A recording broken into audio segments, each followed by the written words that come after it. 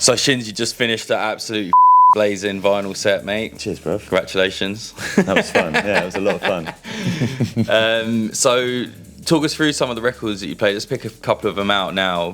You had a young Korean producer's tune that you played. I think that was pretty interesting. Yeah, there's a kid who, anyone who knows me that I bang on about this guy, Sawteeth. He is a young jungle producer from Korea. He runs the Jungle Fatigue record label. This is a test pressing of one of his releases that came out last year called the Grow and Sprout EP. And I played the Grow and Sprout track, which is a absolutely massive track. It's so good, like classic sounding jungle, really patient. Made it when he was 18, 17 years old. He's still only 20. Absolutely killing it. So check out Jungle Fatigue if you don't know him. And he gave you a record, is that right? You were telling us during the mix. Well, he gave me that record. The kid collects, he's got thousands of records, and he's like, he gives me records when I see him. He gave me this, and like in that old school mentality, I went to Japan a couple of years ago, and I played with some of the Tribal Connection DJs, you know, the old, like been into the jungle game for a long time. He gave me 5 records to give to DJs in Japan, like it's like 1990 or something, you know, like give these out, tell them about me, and like, who's doing that today? It's like, he's a special kid, man. And then before that, the one that I played into it was by my friend Azael, DC, big shout to DC. This is his track that just got released. It's a different version that I've got, but he pressed like 10 copies, so he gave me one of them. And it's called Without You, and that's on his Bandcamp at the moment. And that was the one with the kind of rolling metal heads that you with the Ray J sample on it as well. Okay. And he is a great producer living in Korea. He's a Welsh guy, and he does live sets. So when you and I played in the record shop, he played the 30-minute live set on his Akai. Like, I was thoroughly impressed. And he's like only just starting. That was his first ever live set. Like, so you can't buy that vinyl then? You can't buy the vinyl, but you can buy the digital on Bandcamp. So it's an exclusive that he's got, basically. Sorry, guys. We call that a dub plate. Call that a dub plate, exactly. And then, yeah, the rest was mostly older jungle. Obviously, a lot of classics in there. Like, that's the sort of stuff I find in Korea or in my Discog searching. How do you feel record buying in Korea is? It's pretty strong. It's like difficult to get a lot of. Obviously, I play a lot of UKG as well. It's very hard to get UKG in the city. I think I've bought all of the old stuff that's been around, that's been available. For a period, I was probably the only person buying drum and bass or jungle when I first started collecting about 5 years ago. And then now there's a few more people into it, and their stuff comes through, especially Clique Records. Shout out to Antoine, the owner of Clique and The Edge, where you and I played together. Yeah, big old Edge. Keeping that culture alive for sure. And he's just had his best year in the record shop. It's their 10th year. And Clique has got a really good selection of a variety of stuff, but he has a small section of drum and bass and jungle, and he's constantly like record shopping in places like Nagoya and Tokyo and stuff, and bringing back a lot of good stuff, and like he gets a lot of deep cuts in there as well. Right. So I played today that Champion DJ remix, the DJ Ron London something one. I didn't play this one, but I got like Sonic Generation on it, Looking Good Records, Good Looking Records, which one round? And I got a bunch of other really good records in there from him. Yeah, this one, the Top Cat Champion DJ Ron mix, very good. And what would your advice be to anybody who's maybe mixing digital at the moment, wants to get into vinyl? Where do you think the best place for them to kind of start with collecting records would be? In terms of like how to start collecting records, or maybe. like where physically to get any tip what's the most important thing you think they should know? Just embrace it, to be honest. Like, go digging. You know what I mean? Like, when it's so easy to search for digital stuff, like that you follow someone on Bandcamp, you know all the new releases on a label.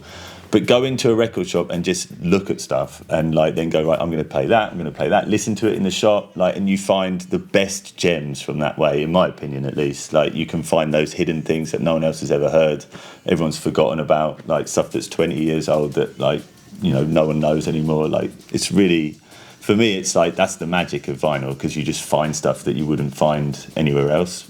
Do you have like a process when you go into? Do you just like, I like the front cover of that one, or do you just like grab as many as you can and just start working your way through? It's less on the covers, obviously. Especially a lot of my stuff is just black, like or generic covers. But I think because I'm in Korea, there's less. Like, so I've usually got one record store. A store will maximum have like one box of records, like maybe 50 to 100 records max, maybe less than that, 50. And so I just look through every single one, and if it's in my genre, if it's what I'm looking for that day, then I'll just grab all of it and listen to all of it. Like, you know, with drum and bass, I'm not looking at stuff after 2002, 2003. Like, so I have like some make it a bit narrower, but otherwise just like listen to everything and like don't be closed-minded. You know, like just find new stuff. So, kind of segueing into finding new stuff. The last tune that you played. Yes. What was that? So that was Brown Paper Bag, obviously one of the biggest jungle songs of all time by Mr. Ronnie Size. But it was a remix by a Japanese producer, and now I've put it back in the bag. I don't know where it is. And how long ago had you heard that before you played? I don't think I've ever played it. I bought it, of course, I bought the original. I'm like, yep, going to rinse that out every time. And as you know, on the second track on the A side is the vocal mix, which like people don't often play. Right. Well, I haven't heard people play it that much, not in Korea anyway. So you play that and it's got a different vibe, a different energy, like people can get into it a bit easier. And then today, while we were messing around doing the setup, I just turn it over and play this one. I'm like, and you're like, oh, is that Western? I was like, no, it's by a Japanese producer, like a remix by him.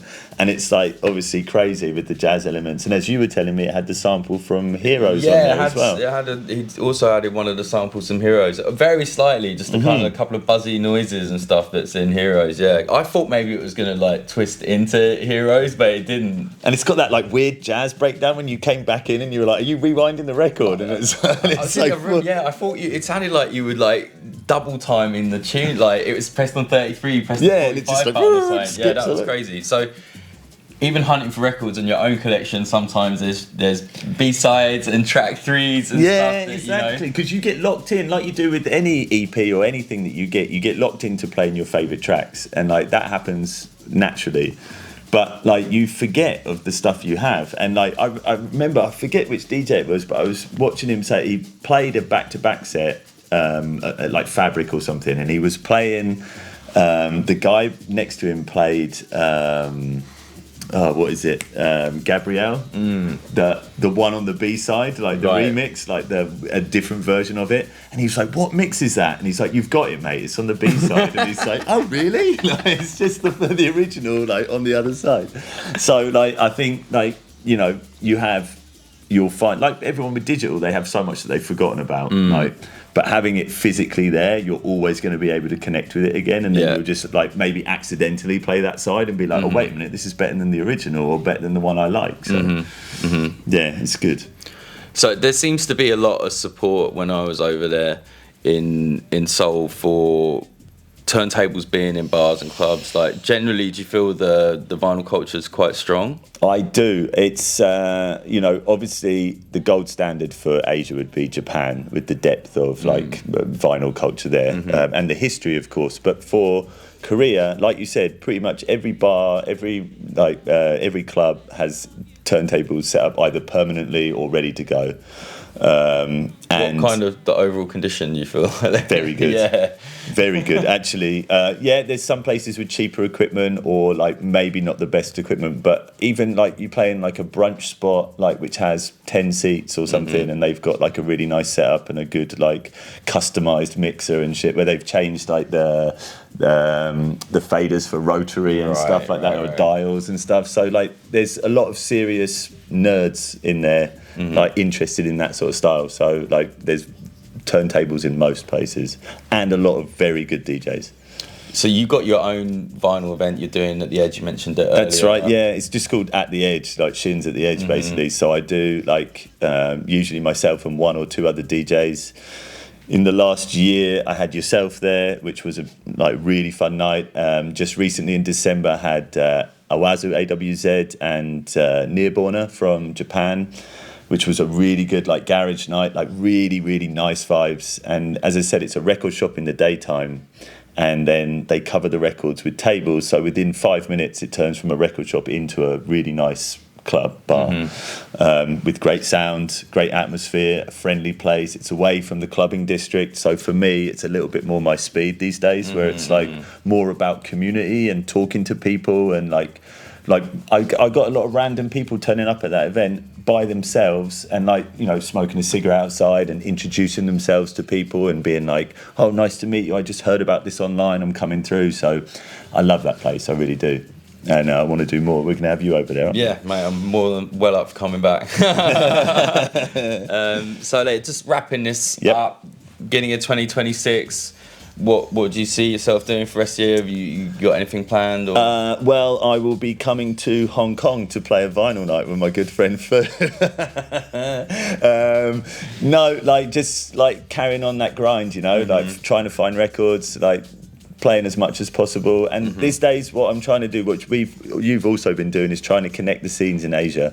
So like having a platform to bring people with Planet Turbo or with my own stuff, like come to a club and play with us. You know, a free weekend, a vacation in Korea. That's the goal, to be honest. Like keep doing that sort of thing and have fun with it.